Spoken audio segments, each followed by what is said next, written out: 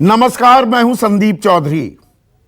आज न्यूज 24 की इस खास पेशकश में हम थोड़ा मंथन करने वाले हैं, विश्लेषण करने वाले हैं। कल का दिन, कल जो बीत गया वो था एग्जिट पोल का दिन।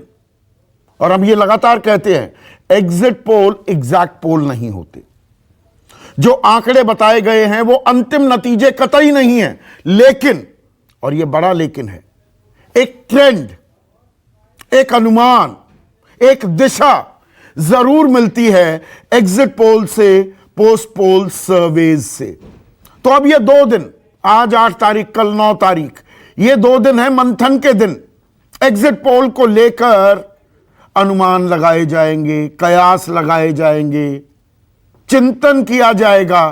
ट्रेंड क्या है, ऐसा क्यों हुआ, इस पर लगातार 2 दिन माथापच्ची होने वाली है। और 10 तारीख को दूध का दूध, पानी का पानी भी होने वाला है, जब असल नतीजे सामने आएंगे।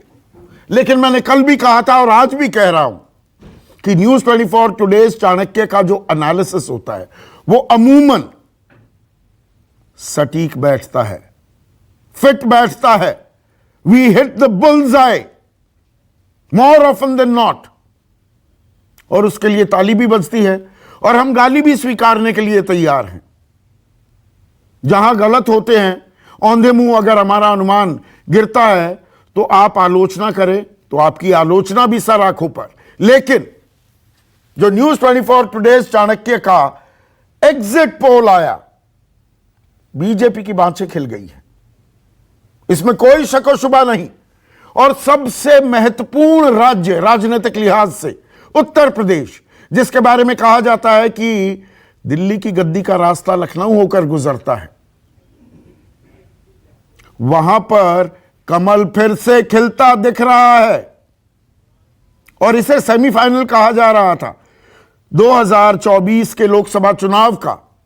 तो सेमीफाइनल में कम से कम हमारे एग्जिट पोल में बीजेपी अव्वल नंबर से पास होती दिख रही है। और ऐसा 37 साल में पहली बार हुआ है। अगर हमारा आकलन नतीजों में भी तब्दील होता है तो ऐसा 37 साल में 1985 के बाद पहली बार होगा कि जो सत्ताधारी दल है वो फिर से सत्ता पर काबिज होगा। 37 साल बाद ऐसा, नहीं तो हर बार सरकार पलटती रहती है, जिसकी सरकार उसे विपक्ष में बैठने पर मजबूर कर देती है यूपी की जनता। लेकिन इस बार ऐसा नहीं होता दिख रहा है। 294, ऊपर हम आंकड़ा दिखा रहे हैं, 403 में से 294 का आंकड़ा बीजेपी की झोली में गिर सकता है। और यहां पर ±19, ±19, तो आंकड़ा 313 तक भी जा सकता है और 275 भी हो सकता है। पर 275 में भी जबरदस्त प्रदर्शन कहा जाएगा बीजेपी का, मोदी योगी की जोड़ी का। और वो बीजेपी का पुराना नारा है कि मोदी है तो मुमकिन है। लेकिन मैं एक नया नारा भी दे रहा हूं, अगर ये आंकड़े सही साबित होते हैं तो मोदी है तो मुमकिन है, ये बात फिर से साबित होगी सही। और योगी है तो यकीन है। कहीं ना कहीं भरोसा फिर से जताया है जो बीजेपी पर, योगी पर। तो मोदी है तो मुमकिन है, योगी है तो यकीन है कि बात चरितार्थ होते दिखाई देगी। और इसके पीछे बड़ी वजह यह भी है कि किसी भी सत्ताधारी दल के लिए यह चुनाव एक टेढ़ी खीर था, क्योंकि 2 साल हम कोरोना काल से गुजरे, एक संकट, संक्रमण काल से, एक आफत, आपातकाल से, जिसमें अपनों को हमने खोया भी, ऑक्सीजन के लिए त्राहिमाम मचा, दवाइयों की कालाबाजारी हुई, अस्पताल में भर्ती के लिए लोग गिड़गिड़ाए, जुगाड़ लगाए, मौतें हुई, गंगा में लाशें बहती भी दिखी, बेरोजगारी की मार पड़ी, नौकरियां छीनी गई, तनख्वाहें कटी, मजदूरों का पलायन हुआ। तो ये तमाम नेगेटिव्स के बावजूद इतना पॉजिटिव रिजल्ट, तो कहीं ना कहीं मोदी है तो मुमकिन है, योगी है तो यकीन है, काम करता दिखा। और उधर समाजवादी पार्टी गठबंधन के लिए उनके पास मुद्दे भी थे और कहने को एक बहुरंगी गठबंधन, रेनबो कोएलिशन उन्होंने बनाया भी। पश्चिमी उत्तर प्रदेश में आरएलडी को अपने साथ लिया, पूर्वांचल में एसबीएसपी ओम प्रकाश राजभर की पार्टी, इसके अलावा संजय चौहान की जनवादी, अपना दल भी दो फाड़ हुआ, एक समाजवादी पार्टी के साथ गया। और चुनाव से ठीक पहले तीन तीन नेता, तीन तीन मंत्री योगी सरकार के वो पाला बदल गए, सब ये आरोप लगाते हुए कि पिछड़ों की, दलितों की, युवाओं की, किसानों की उपेक्षा कर रही है योगी सरकार। और इसमें सबसे बड़ा नाम था स्वामी प्रसाद मौर्य का, धर्म सिंह सैनी, दारा सिंह चौहान। तो कागजों पर केमिस्ट्री की जो बात थी, मैथ की जो बात थी, वो लगा कि समाजवादी पार्टी एक जबरदस्त टक्कर दे सकती है। और 3 महीने हर इतवार को हमने आकलन भी किया और आकलन का लब्बो लुबाब यही निकला था कि क्लोज फाइट है, कांटे की टक्कर है। ज्यादा लोगों ने कहा बीजेपी को बढ़त, बहुत से लोग ये भी कहने वाले थे नहीं समाजवादी पार्टी आगे निकल गई है। लेकिन जो एग्जिट पोल के नतीजे आए उसमें तो फासला इतना दूर का था कि जो ये कांटे की टक्कर की बातें हम कर रहे थे वो फिलहाल के लिए, इन 2 दिनों के लिए धाराशाही होती दिख रही हैं। क्योंकि ये किसी भी कीमत पर, किसी भी नजरिए से, किसी भी चश्मे से आप देख लीजिए, ये क्लोज कॉन्टेस्ट नहीं कहा जा सकता। 294 बीजेपी गठबंधन, 105 समाजवादी पार्टी गठबंधन, और यहां भी +-19 का खेल है।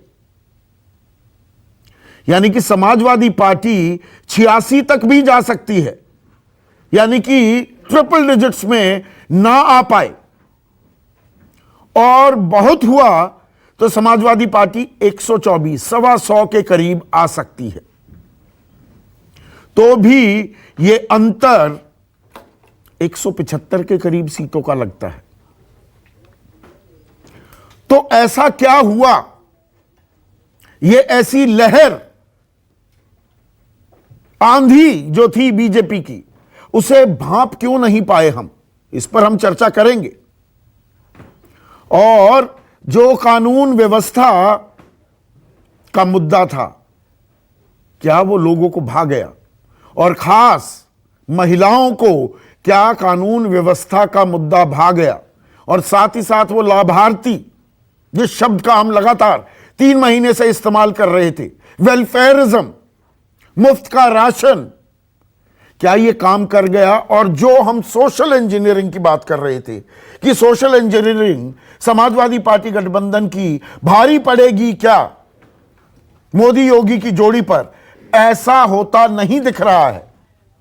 कम से कम ये आंकड़े इस बात की गवाही दे रहे हैं। और ये अभी आपको हम ताजा तस्वीरें दिखा रहे हैं। योगी आदित्यनाथ फिर से सत्ता पर काबिज होने जा रहे हैं, क्या के साथ, ये बात मैं कह रहा हूं।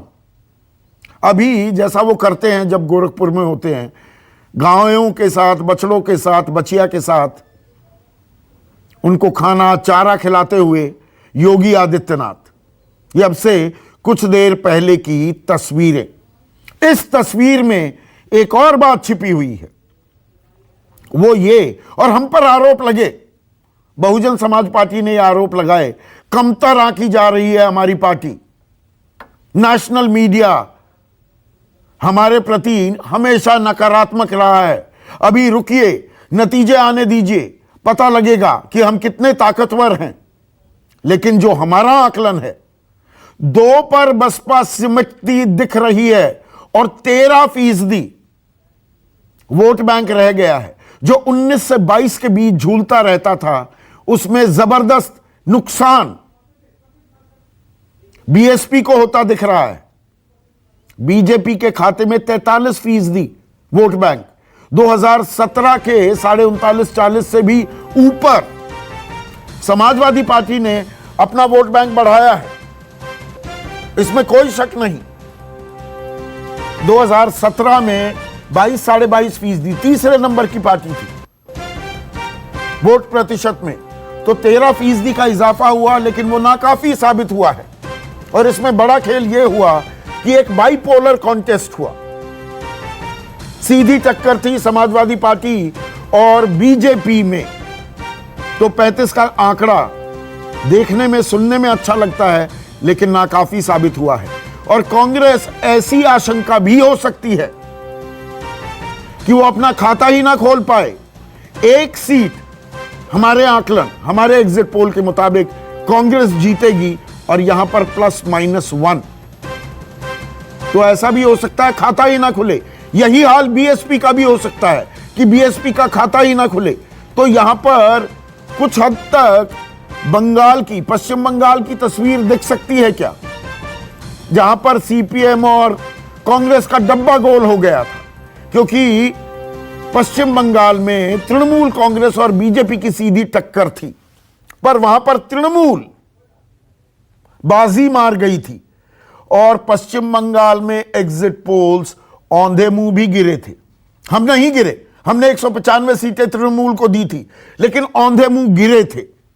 तो the point I am trying to make is, exit poll गलत भी हो सकते हैं, लेकिन जो अनुमान दिख रहे हैं, जो एक सेकुलर ट्रेंड, जो मेरे दोस्त और सहयोगी सुकेश रंजन कल जिस शब्द का इस्तेमाल कर रहे थे, सेकुलर ट्रेंड हमें बता रही है कि बीजेपी और समाजवादी पार्टी के बीच अंतर फासला बहुत बड़ा है। और सबसे कम सीटें भी जिसने दी हैं बीजेपी को, वो 211 का है, और ऊपर का आंकड़ा तो 326, पिछली बार की 325 सीटों से भी ऊपर हो सकता है। तो अब थोड़ा मंथन की बारी, 2 दिन मंथन की। एग्जिट पोल आ गए, 2 दिन मंथन, असली नतीजे 10 तारीख को। नमस्कार, मैं हूं मानक गुप्ता। अगर आपको हमारा ये वीडियो पसंद आया हो तो इसे लाइक और शेयर जरूर करें, और हां, हमें सब्सक्राइब और फॉलो करना ना भूलें, ताकि आप देश और दुनिया की कोई खबर मिस ना करें।